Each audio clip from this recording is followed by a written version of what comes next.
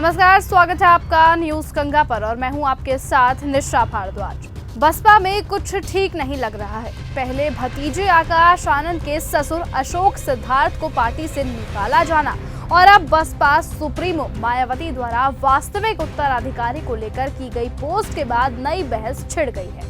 दिल्ली विधानसभा चुनावों में बसपा की करारी हार के बाद 5 दिन पहले ही मायावती ने अपने समधी आकाश के ससुर यानी डॉक्टर अशोक सहित 2 नेताओं को पार्टी से निष्कासित कर दिया था। पार्टी विरोधी गतिविधियों पर ये कार्यवाही की गई थी। बसपा प्रमुख के ताजा रुख से सवाल उठाए जा रहे हैं कि क्या आकाश अब मायावती के राजनीतिक उत्तराधिकारी नहीं रहेंगे।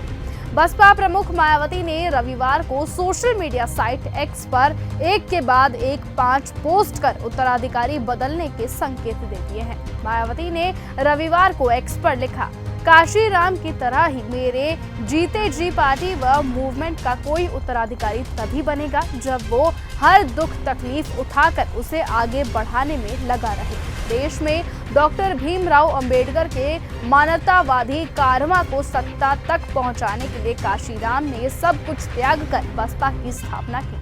काशीराम की शिष्या व उत्तराधिकारी होने के नाते उनके पदचिन्हों पर चलते हुए मैं अपनी आखिरी सांस तक हर कुर्बानी देकर संघर्ष जारी रखूंगी। मायावती के इस पोस्ट को भतीजे आकाश आनंद को चेतावनी के रूप में माना गया है।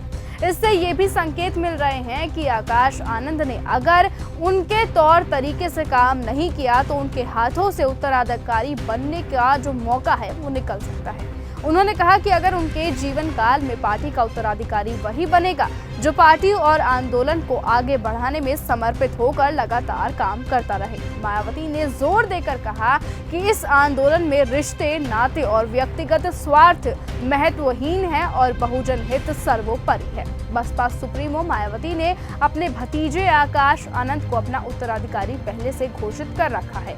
वो आकाश आनंद को पूरी तरह से राजनीति में सक्रिय करने में लगी हुई थी। पहले आकाश को महाराष्ट्र, राजस्थान, मध्य प्रदेश, कर्नाटक, पंजाब और हरियाणा विधानसभा चुनावों में लाया गया।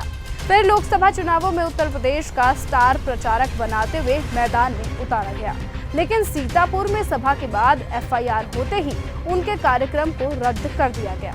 लेकिन कुछ दिनों बाद मायावती ने उन्हें औपचारिक बताते हुए हटा दिया। मायावती ने कुछ महीनों बाद फिर हरियाणा और दिल्ली विधानसभा चुनावों की पूरी जिम्मेदारी दी। अब कहा जा रहा है कि इसी के चलते अनुमान के अनुरूप परिणाम नहीं आया।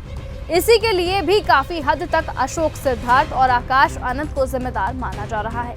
अब सवाल ये उठता है कि अगर आकाश आनंद मायावती के उत्तराधिकारी नहीं होंगे तो आखिरकार इस पार्टी का उत्तराधिकारी कौन होगा। साथ ही साथ अब आपको ये भी बताते हैं कि कुछ ही महीनों पहले मायावती जी की पार्टी से एक नेता ने चंद्रशेखर आजाद को खुले तौर पर एक ऑफर दिया था और ये कहा था कि अगर वो अपनी पार्टी का विलय बसपा पार्टी में कर लेते हैं तो फिर वो चंद्रशेखर आजाद को मायावती से मिलवा भी देंगे।